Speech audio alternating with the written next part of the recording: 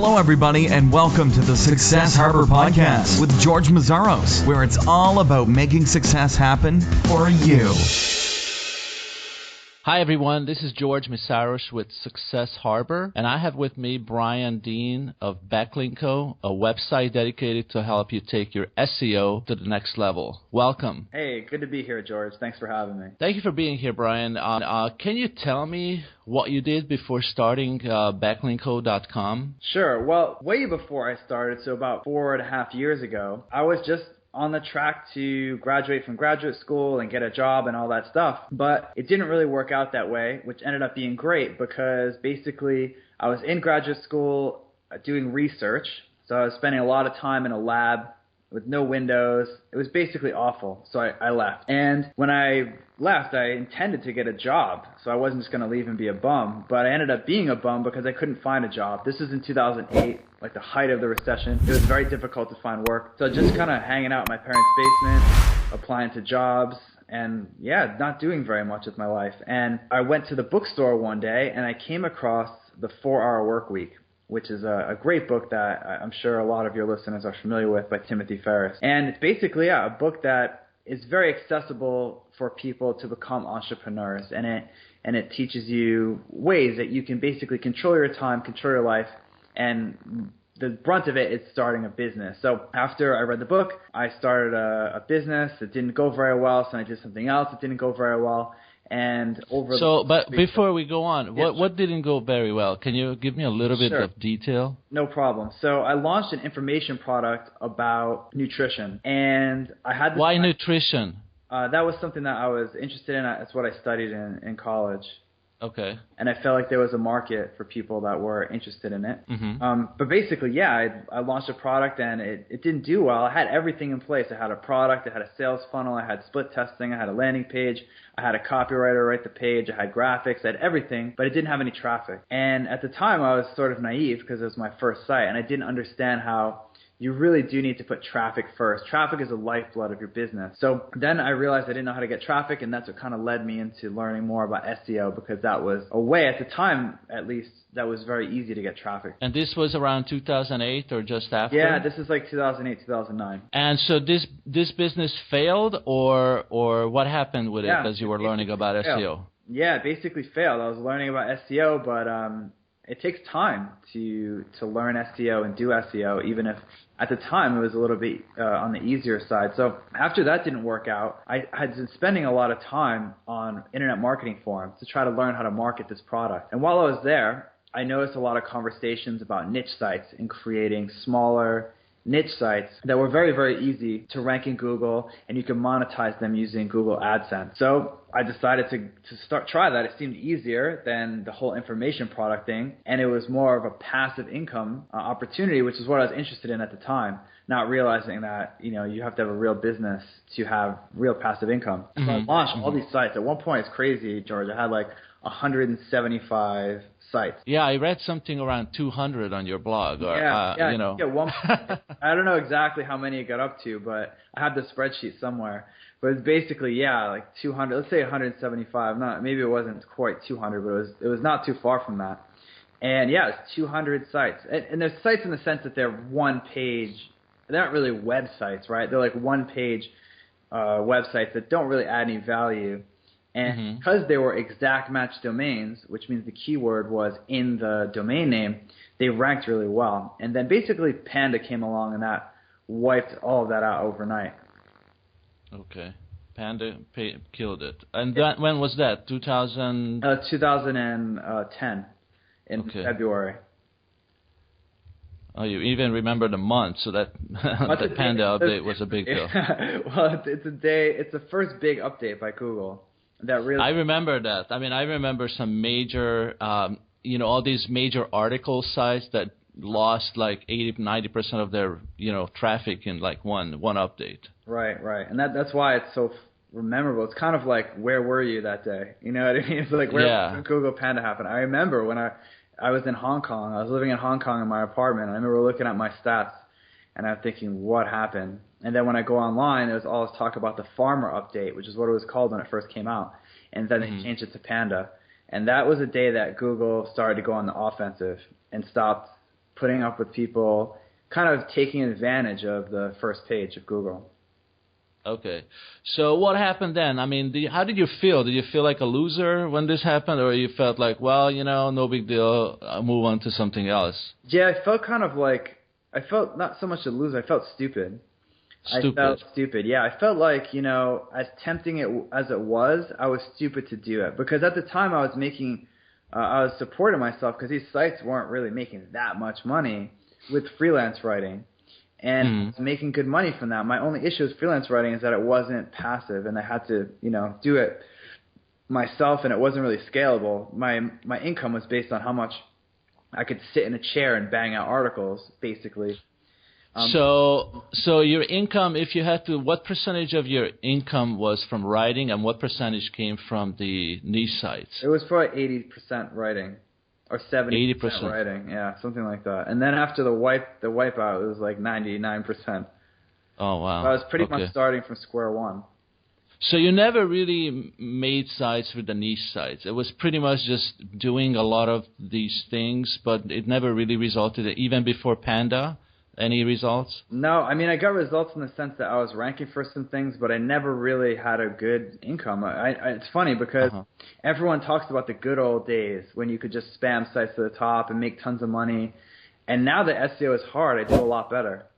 When it was easy, I struggled, but it's funny how that works, isn't it? I think because it was so easy that it was actually hard because the competition was crazy, because there was no barrier to entry. You know what I mean? Anyone could create a 200 site. This sounds like a lot, but it's actually quite easy.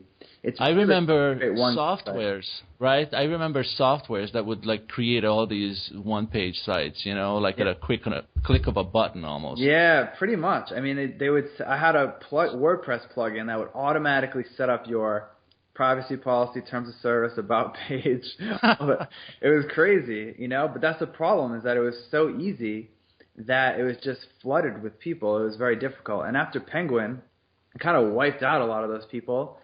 Those people aren't in the game anymore. So I found it's easier to rank today than ever.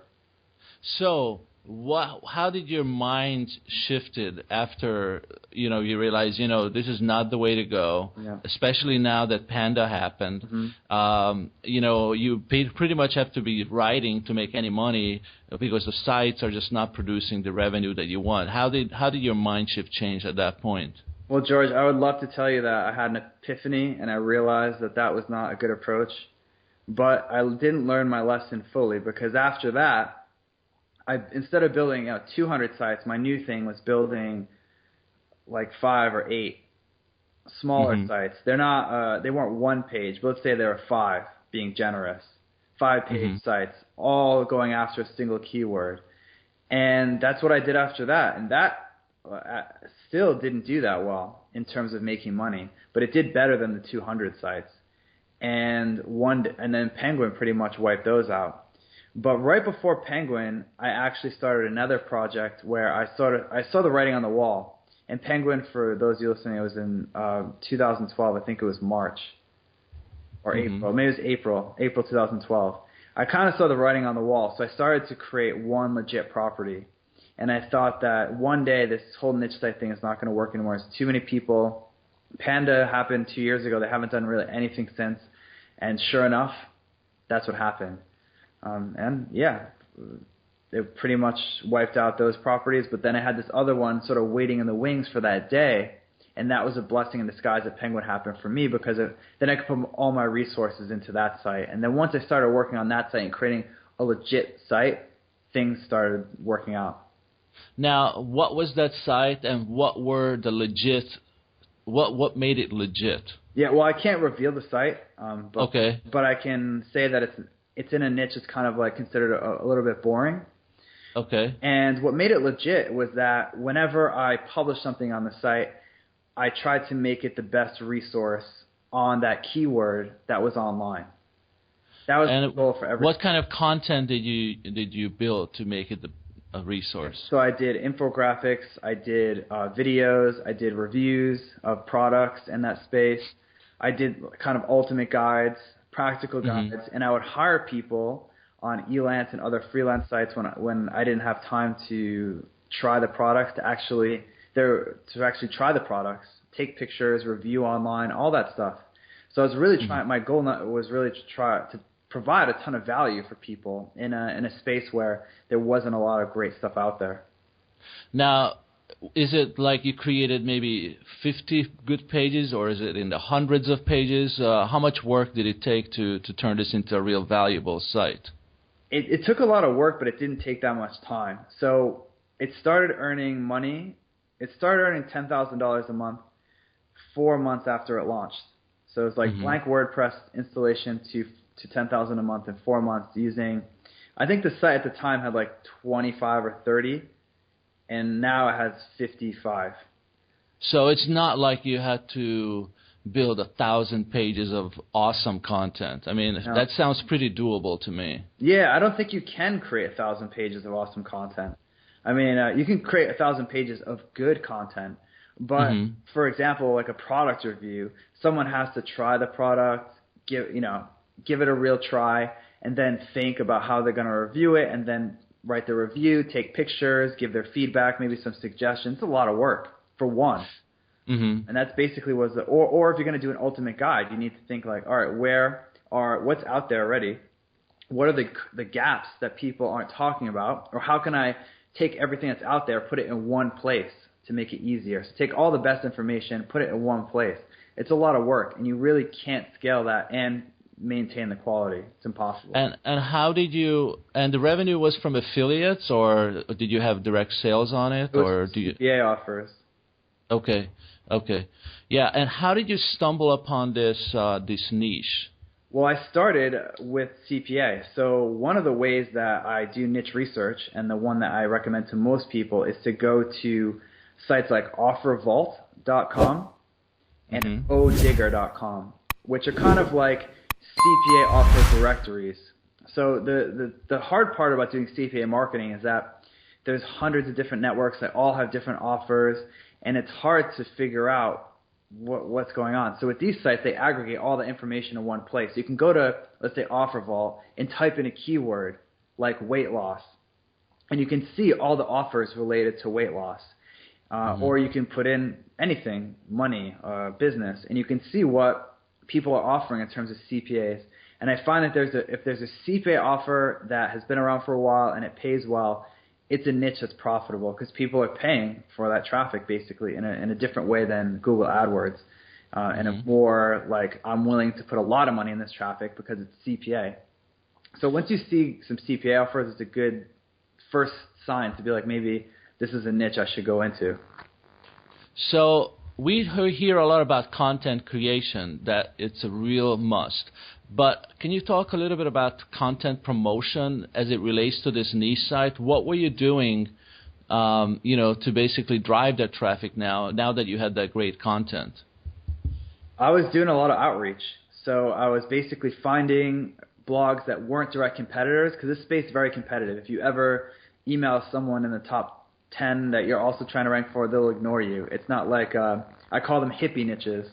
You have some hippie niches where people are more likely to share your stuff around. Like I found health and fitness and green energy and mommy blogs.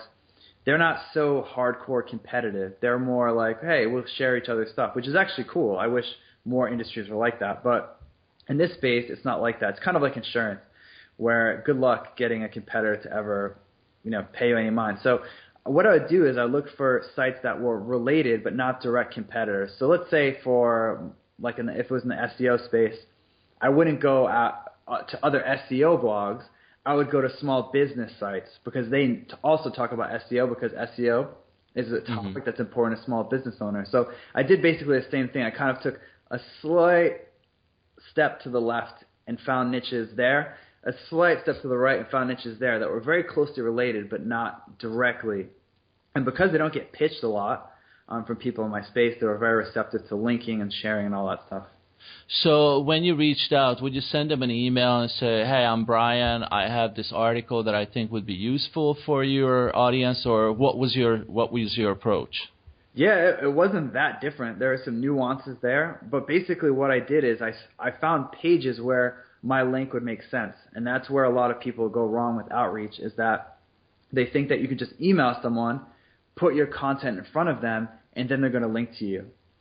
If you're just promoting your content in the sense that you just want to get it in front of people, you can do that. You can just find people who might be interested.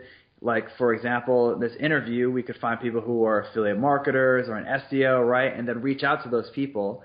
The problem is they might see it and maybe tweet it out, but they're not going to link to it unless they really are impressed by it. So when you do link-based outreach, you need to first find pages where your links make sense. And a great resource to use are resource pages, which are pages that are basically a list of links.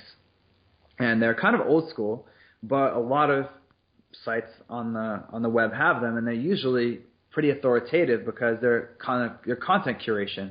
They curate some of the best content. So if you have something that deserves to be there and you let the persons know in a very soft and non-pushy way, a lot of times they'll add your link. Now, how much time do you think is reasonable if you have one website to spend on outreach? Let's say on a weekly basis. How many hours did you spend? How many? Is it 50 or 100 emails that you sent out? What is reasonable? Yeah, I think it's hard to answer that question because it depends on the business and the goals. But I would say at a bare minimum, you want to spend 5 or 6 hours doing outreach a week. Mm-hmm. Because a lot of people will be like, oh, 5 or 6 hours, I don't have that much time. But the thing is, people spend that much time editing their content that no one's ever going to see. You know what I mean? So I feel like you're better off creating one great resource and then spending the extra time that you usually spend moving on to the next post or the next article and promoting what you just published. Okay, and that site is still a revenue-producing site for you? Yes. Now, do you have any other sites that you try the same thing with, or you just don't have time, or you're happy with where you are now? Yeah, I'm happy where I am now, because that site is not even on my radar screen anymore, because I've just been focusing on building Backlinko. Okay. All right, so let me ask you, I've been reading through Backlinko, and I ran through some pretty interesting content, but there are a couple of things that I really wanted to ask you. And you have, back in December of 2013, you had a post called the 5 Lessons Learned from 1 Million Search Engine Visitors. Yeah. And I actually been thinking about that article a lot. And you talk about some important lessons like work on one site, which you already talked about. And in the same article, you also talk about quality versus quantity. And I think we kind of got the idea from all the websites, like 170 niche sites as opposed to one site, but also with the content. And you said, you have about, maybe 50 pages that is very good or not even that many. That's great content. But what does it take today in 2014 to get 1 million search engine visitors to any site? Let's say if I'm starting a site now, what is reasonable for me or for my business to get, and what kind of work do I have to put into it? Well, it's a ton of work. It's hard to be like, it'll take 1,158 hours. You know what I mean? It's impossible to say that because it depends on your niche, how you spend that time. So there's some luck involved. Luck involved. Yeah, okay. There's some luck involved. With Backlinko, I had a lot of lucky breaks. I will tell you that. The site I've had a few bad things happen, like the site was down a couple times and, some bad luck things. But for the most part, I've had a lot of lucky breaks that have helped me a lot. And I'm not afraid to say that. A lot of people who have a site that's successful, say it's because of hard work and I was smart in my plan. But I say luck is a big part of it. But, George, you make your own luck. And the more outreach you do, I've found the more good things happen. So can you give me a couple of those lucky breaks so we can understand them? Yeah, sure, no problem. So in March of 2013, so not so long after I wrote that post, I was taking a blogging course, which was not bad. I don't want to mention here because I don't think it's even that good. But there was one piece of advice that was great, and it was every day you should email 2 people and just let them know that you enjoy their stuff. It should obviously be people that you actually read, right? So blogs in your space you read, or journalists that you like, their news, whatever. But the idea was that if you just email enough people and you really put yourself out there, good things will happen. So it's not really like if you send out 10 emails, you get one guest post invite or one link or one tweet. It's more just like good things happen when you do that. And the first one I ever sent out was to Neil Patel. And I basically told him I loved his site because I really legitimately did. And at the time, I had a post on there, which is my latest one, called The Definitive Guide to Guest Blogging. And I put a ton of work into it. It's like 3,000 words. And when I emailed him, I guess he looked at my email address, which is @backlinko.com, and he went to it and saw the post and tweeted it out. And then I was like, thanks, man. I really appreciate that. And then he noticed that I talked a lot about link building, and he wanted to do this advanced guide to link building on QuickSprout. So he asked if I could help him do it. And I did. So, and that led to a great relationship with Neil. He's just an awesome guy in general, but also an important person to know in the internet marketing space. And it was a lot of luck because I'm sure if I caught him on a day where he was crazy busy or he saw my message, while he was as a passenger in a car or he was crossing the street, and he would have just been like, yeah, thanks. You know what I mean? But that day he decided for whatever reason to visit my site, and it was good luck. There's no way to put it. It's funny that you say it's luck, because I would see how a lot of people would think that's luck, but I don't see that luck at all. I mean, I agree it's some luck because he might have been sick that day, or just, had a bad day, or just too busy to deal with it. So in that sense, it's luck. But if you didn't wake up that morning when you wrote that email and you were lazy, then there would have been no luck. So it's funny how you said that. Well, yeah, I mean, it's a combination, right? It's like Jay-Z said, when you play with skill, good luck will happen. Yeah. So I feel like the more things, or the more you practice, the more luck you have, right? Or the harder you work, the luckier you get, right? Exactly. So it's the same idea. That I don't think it's really laziness that prevents people from sending those emails. It's fear that the person's going to reject them in some way. But you realize that as long as you're legitimate, people are very appreciative of messages like that. You know what I mean? Like I had commented on Neil's blog. I read almost everything on his site. So it wasn't just like I did a Google search for like SEO blogs and emailed people saying I love their stuff. It was someone that I really did respect, and I think people can sense that from how you approach them. And 2 a day sounds very doable too. I think you can honestly reach out to 2 people, right? It's a lot, man. Because if you do 2 a day, 5 days a week, that's 10. That's 500 a year. 500, right. And if you take 2 weeks off, right? I mean, that's pretty impressive to have 500 new connections, and even at a 1% conversion rate, you could get five times. You could get lucky in a year, right? Yeah. So that's not bad at all. No, it's not bad at all, and there's no downside except it takes 2 seconds to send them, especially because the people that you've been reaching out to are super busy, right? So it doesn't take that long to write a message. You literally just like, I just wanted to say, I really like what you're doing over at whatever site, keep up the great work. How long does that take? It's the same thing with blog commenting. Blog commenting is an awesome way to get, on people's radar screens and actually to siphon some traffic away from really popular sites. It doesn't take very long, but it's hard to say I'm going to do 2 every single day, but it's really beneficial. Yeah. After I read that article that you wrote in December that I brought up, it made me think that I don't know if you take requests, but, I would love to read maybe a study or an article about comparing getting 1 million visitors to a website through SEO versus pay-per-click. Because, pay-per-click is rising all the time. I mean, I heard of people paying $30, $40 per click. And, to get 1 million clicks through that would be super expensive compared to getting 1 million visitors through SEO. So I mean, anyway, I just kind of thought of that. Well, and I appreciate it, man. I don't take requests per se, but I always welcome feedback. I'm not like a DJ, but I welcome feedback like that. The thing is, the only reason I wouldn't write that is because I think a lot of people realize already that SEO is a better long-term investment, and I feel like less people are using AdWords because it's just, like you said, man, it's almost impossible to get a positive ROI from AdWords. You just have to, you basically need a loss leader.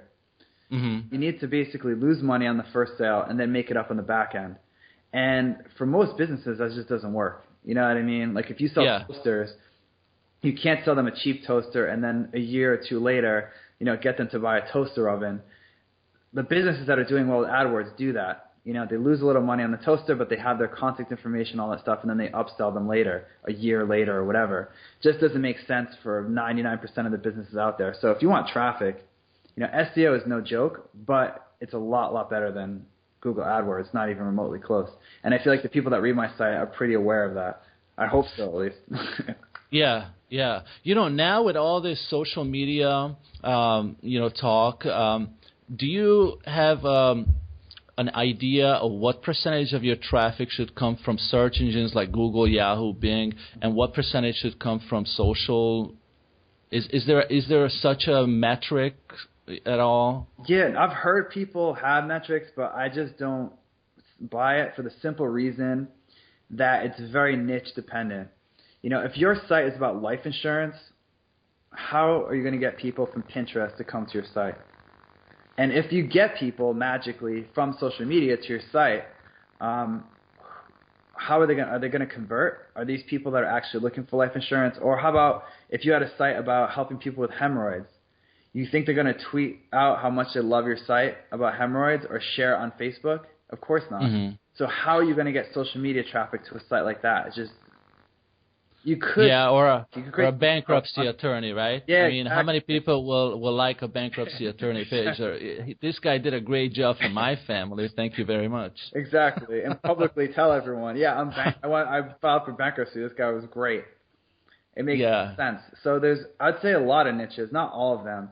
Just social is just might as well not exist. Because the thing is, a lot of people will say, well, okay, you're a bankruptcy attorney. So what you do is create some cute viral thing about bankruptcy or statistics about bankruptcy, right? This is not a bad idea. Like do an infographic about how bankruptcy is increasing and the pitfalls and all that stuff. The problem with that is that, yeah, you might get some social media traffic that way, but they're not going to convert because they're not really interested in filing for bankruptcy.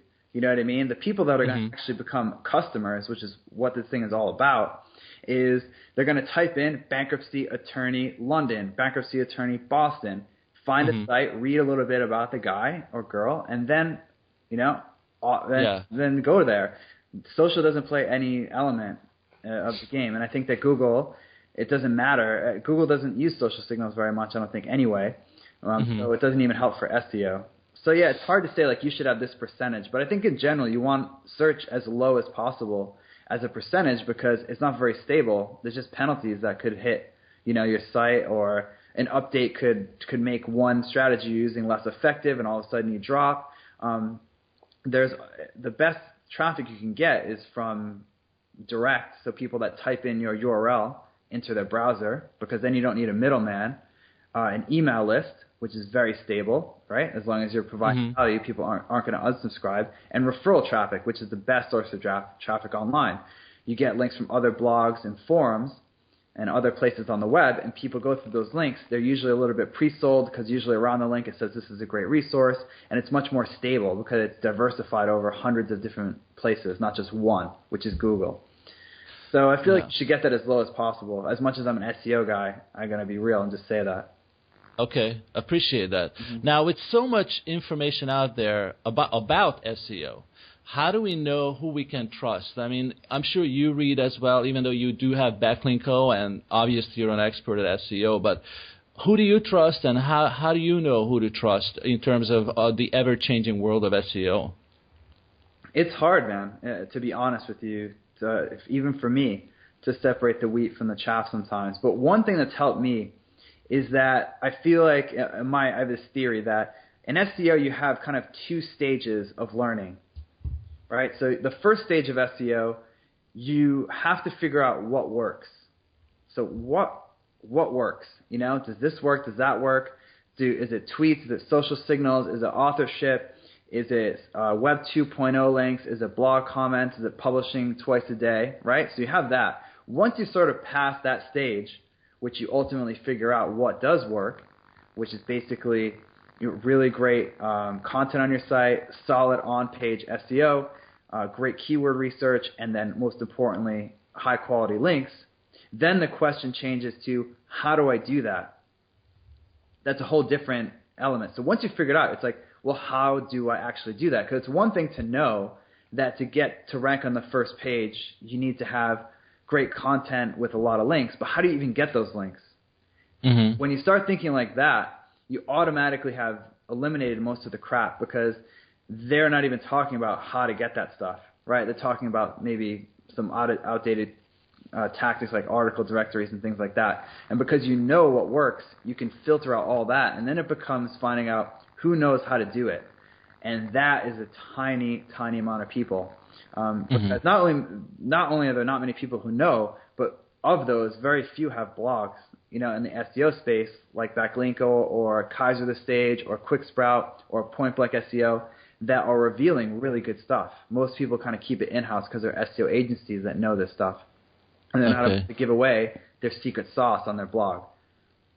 That's good. Now, for you, what are the most important metrics for SEO? What do you look at every day or maybe every month to know that you're on the right track? My focus is on traffic. So, organic search engine traffic. So if that's moving in the right direction, I'm happy. The second thing I look at is, of course, rankings. Okay. So Same a lot of ranking. Okay. That's it, really, because what else is there? And the rankings are proportional to your traffic usually, you know what I mean? But in theory, you could rank for nothing, like no real high volume keyword, and still get a ton of organic traffic from long tails, right? But for most people, that doesn't work out. So I focus on traffic first, and if that's moving up, everything's fine. And then I keep an eye on my rankings. I keep an eye on rankings mostly to test stuff. So I can make a change, see what effect it might have had, and then if I see that happen, a number of times, then I can be confident that change makes a difference, good or bad or otherwise. You know what I mean? But if you don't look at rankings, like a lot of people feel like they're too cool to look at rankings. I don't know why, but they feel like it's this old-fashioned thing to do. Then you don't learn a lot, because if you make a change on your site and you go from 3 to 8 on the first page, that could be a great learning lesson. And if you don't check your rankings and you just look at traffic, you wouldn't learn that. What tools do you use to check your rankings and also your traffic? Well, traffic is Google Analytics. Okay. That's the best. And for checking rankings, I use Authority Labs. Authority Labs? Yeah, that's good. Okay. Now, we used to hear about link building all the time, and there were all kinds of these, link farms and everything else. But is link building still relevant in 2014? And if it is, what is one way a business owner could start today? Well, it's definitely relevant. I'd say it's in many ways it's more relevant now.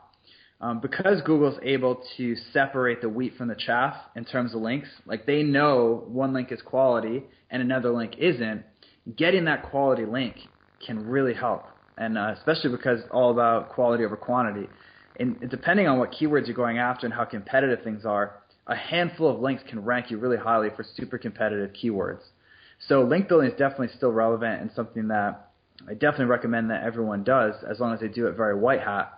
And one strategy, besides the resource pages, which I alluded to earlier, that business owners can use, or business owners can also outsource this very easily to someone on their staff or an intern, is broken link building, which is basically where you find broken links on a site, and you can do that really easily using a tool called Check My Links for Chrome, which is free. And you can see on a page how many broken links there are and what links are broken, and then reach out to that person, let them know about the broken link, and then offer your resource as a replacement. And because you're not just pitching them your resource, which, as I said earlier, can work, you're also helping them by making their site a little bit better by removing some broken links. The conversion rate is really, really good. Great. Is there anything that you think is very important to share with our audience in terms of SEO, maybe something that we haven't covered but you think is really, really important for them to know? Yeah, I think we talked about, we didn't emphasize how important it is not to update your site all the time, just for the sake of updating all the time. There's this belief that Google cares about freshness and how much you update your site, but in my experience, that makes zero difference. And in fact, I'm just writing an ebook right now, actually, and to make the point in the ebook, I looked at my Google Analytics for the last 2 months. It's been almost 2 months since I've published anything at Backlinko because I spent a lot of time promoting what I already had. And my traffic went up like 15% over the last 2 months, organic search engine traffic over the last 2 months, even though I haven't published anything. And a lot of people would think that it would go down, but it actually went up because I spent that time just taking what I had and getting the most out of that. So would you say that there is a point of diminishing returns in terms of content creation, and that after that point, it's really a lot more about outreach and promotion? Yeah, I would. I would say, I mean, it's hard to say because it depends on what industry the person's in, but if you have a blog, for example, I think there's diminishing returns if you update more than once every 2 weeks. And some of the blogs that do really well, they only update once a month or once every 3 weeks, especially when you're first starting out because no one knows who you are and no one reads your stuff, so you're just publishing to nobody. So you're better off publishing once every 3 weeks and then spending that time promoting it, because anything after that, you're going to get crazy diminishing returns because no one's even seeing your content in the first place. It's a great point. I never heard anybody say that, but it really makes sense to me that what you just said about content. And because, I mean, we do hear about sometimes people say, you can't have too much new content on your website and all this. And sometimes people, I think, stop blogging just for that fact, that it is just too much work for them, you know? Yeah, you're right. Most blogs fail. It's sad. And a lot of them fail, and it's really sad because people put a lot of work into them, and they put their heart and soul into it, and it's hard to see them fail. But the reason they're failing is because they're playing to an empty room. They're just publishing to no one. No one's ever reading it. It's like, have you ever said, oh, I love this site. They update once a week. It's great. No, of course not, because that's not something that's even valuable. There's plenty of content out there to keep us busy, but there's very little amazing stuff. But if you're the one that produces that amazing stuff, your competition won't have a chance. Trust me. Well, that was really a lot of great information, Brian. How can people connect with you? Do you have anything that's going on that people should know about at this point? Well, you should definitely head over to backlinko.com and sign up for the free newsletter. That's definitely the best way to get the inside scoop about what's happening on the site and some strategies that I don't talk about on the blog. So that's what I would recommend that people do after they listen to this interview. Okay, so you heard a man. Go to backlinko.com. Again, thank you very much, Brian. Appreciate you taking the time and teaching us about your business and SEO. Sure. Thanks for having me, George. Thank you.